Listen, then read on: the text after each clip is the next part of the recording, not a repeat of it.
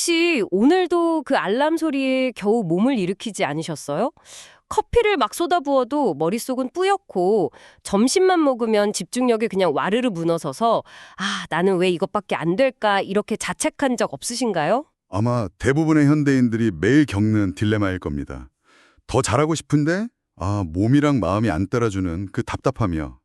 근데 만약에 그 모든 문제가 뭐 의지나 노력, 부족 이런 게 아니었다면 어떨까요? 네, 의지 문제가 아니라고요. 네, 사실은 우리가 매일 보이지 않는 적과 싸우고 있었던 겁니다.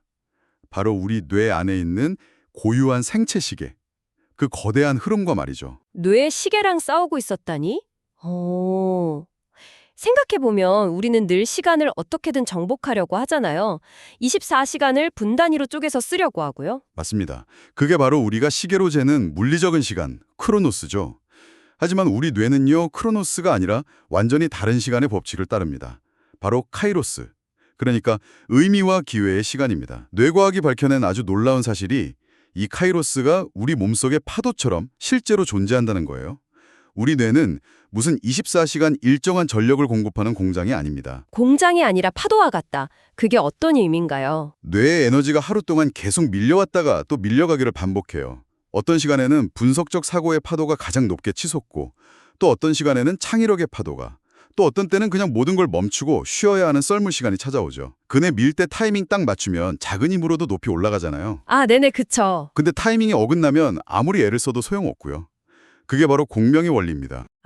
그러니까 억지로 노를 젓는 게 아니라 내 안에 있는 그 파도에 맞춰서 서핑을 하라는 말씀이시군요. 그럼 오늘 우리가 탐구할 내용은 그냥 단순한 시간관리법 이런 건 아니겠네요? 그렇습니다. 이건 무슨 시간표 짜기가 아니에요.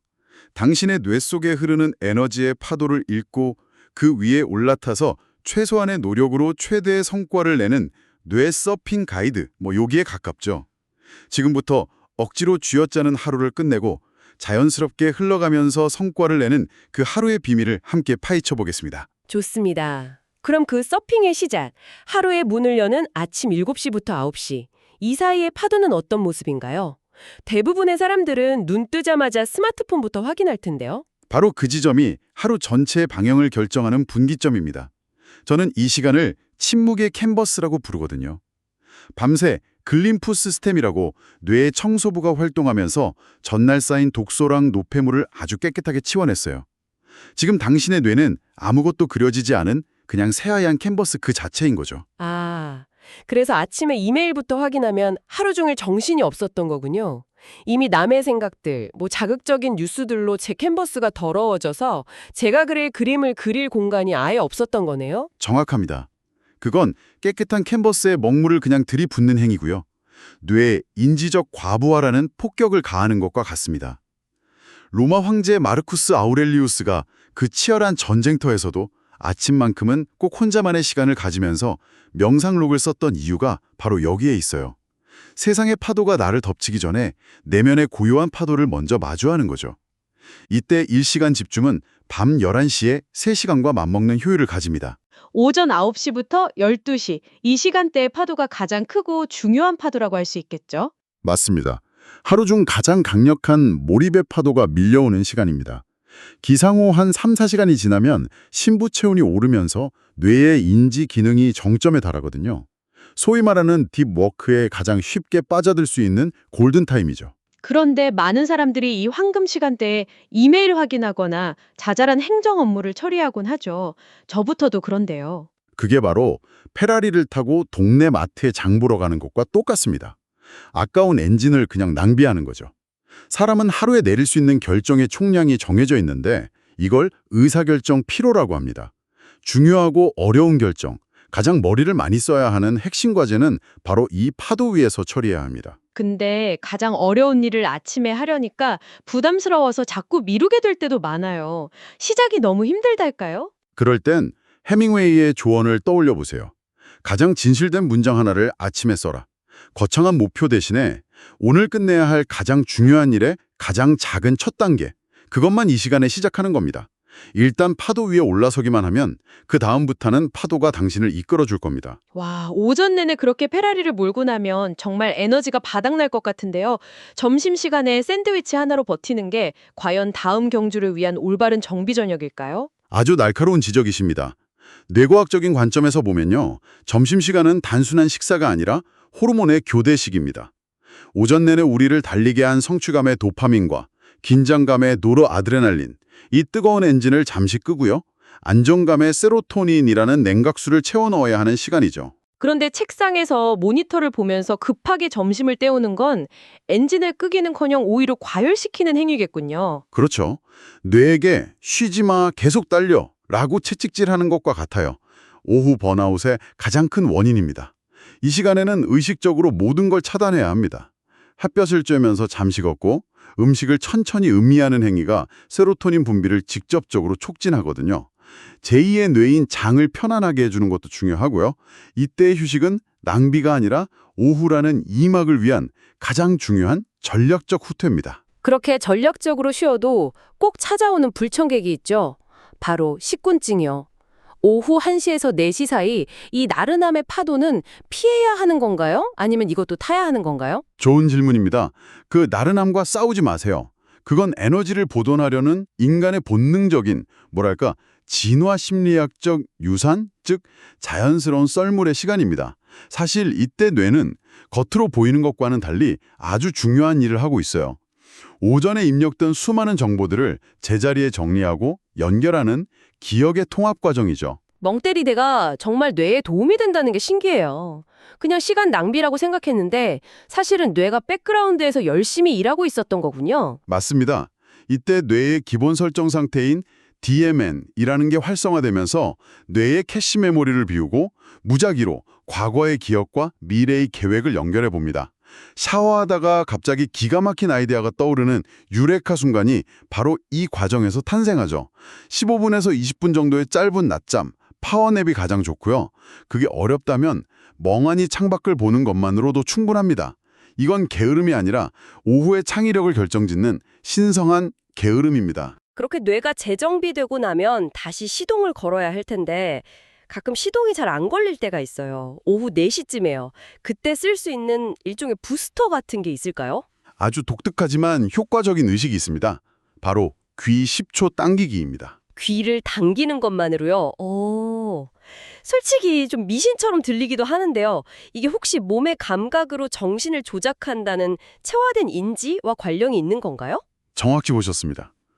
귀에는 우리 뇌의 가장 깊은 곳, 생명 유지를 담당하는 뇌간과 연결된 미주신경이 많이 분포해 있습니다.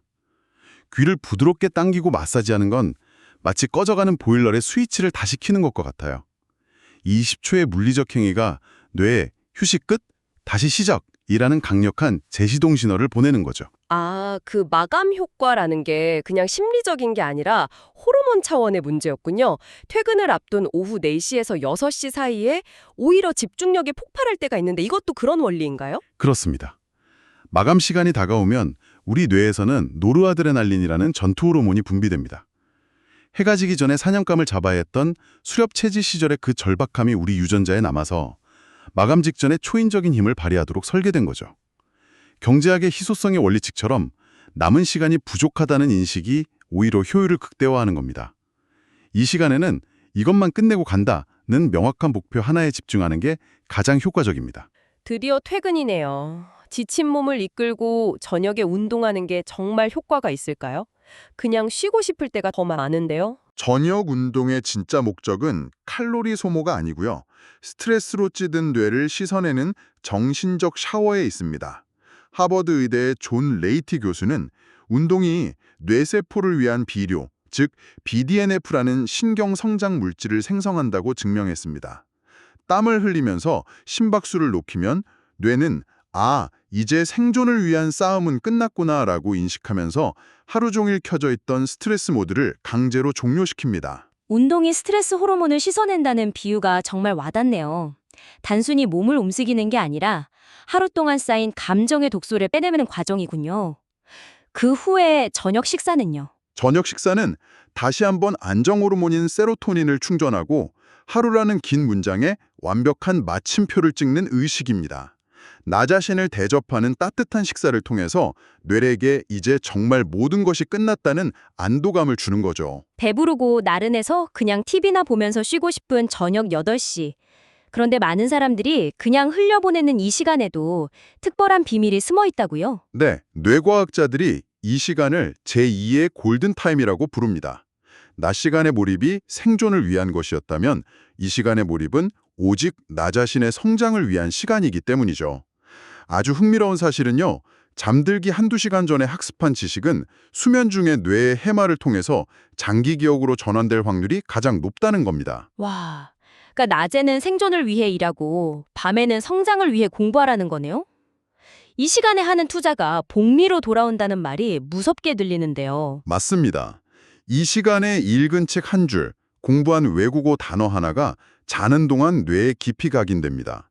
10년 뒤에 나는 오늘 밤에 1시간이 만들고 있다고 해도 과언이 아니죠. 자, 이제 하루의 마지막 파도를 맞이할 시간입니다. 편안한 잠으로 이어지는 파도여야 할 텐데 많은 분들이 스마트폰이라는 암초에 부딪히는 것 같아요. 가장 치명적인 실수입니다. 이 시간의 유일한 목표는 수면 호르몬인 멜라토닌을 우리 몸으로 초대하는 겁니다. 하지만 스마트폰의 블루라이트는 뇌에 아직 낮이야, 깨어있어 라는 거짓 신호를 보내서 멜라토닌의 방문을 막아버리죠. 잠깐만요. 디지털 일몰의 중요성은 알겠는데 현실적으로 퇴근하고 집에 와서도 업무 연락이 오는 경우가 많잖아요. 그럴 땐 어떻게 옥시토신을 챙기라는 말씀이신가요? 어려운 문제죠. 그래서 더더욱 의도적인 실천이 필요합니다. 해가 지듯 집안의 조명을 어둡게 하고 스마트폰을 손에 닿지 않는 곳에 두는 디지털 선셋을 선언하는 겁니다.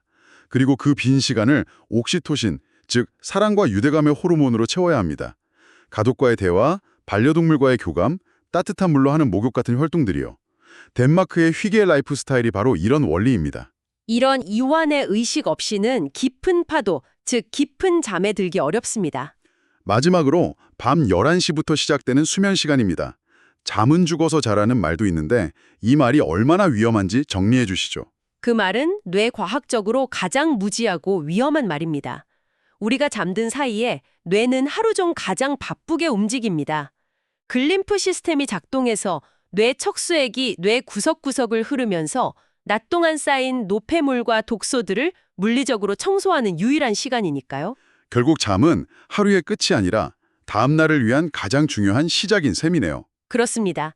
잠을 줄이는 것은 청소하지 않은 쓰레기장에서 또다시 하루를 시작하겠다는 선언과 같습니다.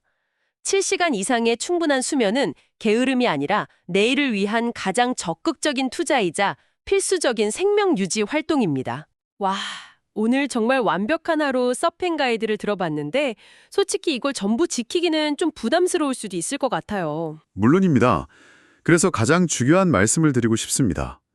오늘 우리가 나눈 이야기는 당신을 옥죄는 또 하나의 숙제가 되어서는 안 됩니다.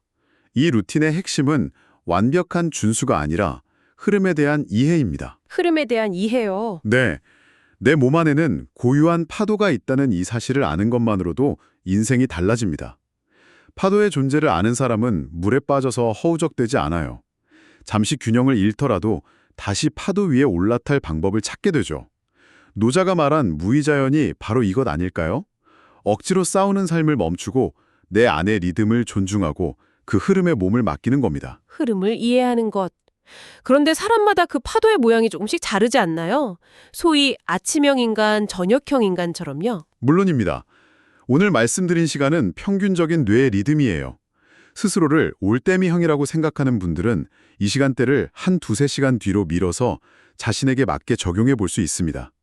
중요한 건 절대적인 시간이 아니라 기상 후에 얼마나 시간이 지났는지, 그리고 내 몸이 보내는 신호에 귀 기울이는 태도입니다. 그럼 이 방송을 듣는 분들이 오늘 당장 시작해 볼 수 있는 작은 행동 하나를 제안해 주신다면요? 좋습니다. 거창한 계획은 필요 없습니다. 오늘 밤 딱 하나만 실천해 보세요. 잠들기 1시간 전 스마트폰을 끄고 조명을 낮추십시오. 그리고 조용히 스스로에게 질문해 보는 겁니다. 오늘 하루 나는 내 뇌의 목소리를 얼마나 들어주었나? 내 안의 파도를 얼마나 존중했나? 내 뇌의 목소리를 들어주는 시간이라 정말 의미 있네요. 그 작은 침묵의 시간이 당신의 내일을 완전히 다른 차원으로 이끌어 줄 겁니다. 당신의 뇌와 인생은 당신이 생각하는 것보다 훨씬 더 위대한 잠재력을 가지고 있습니다. 그 파도 위에 올라파기만 하면 됩니다.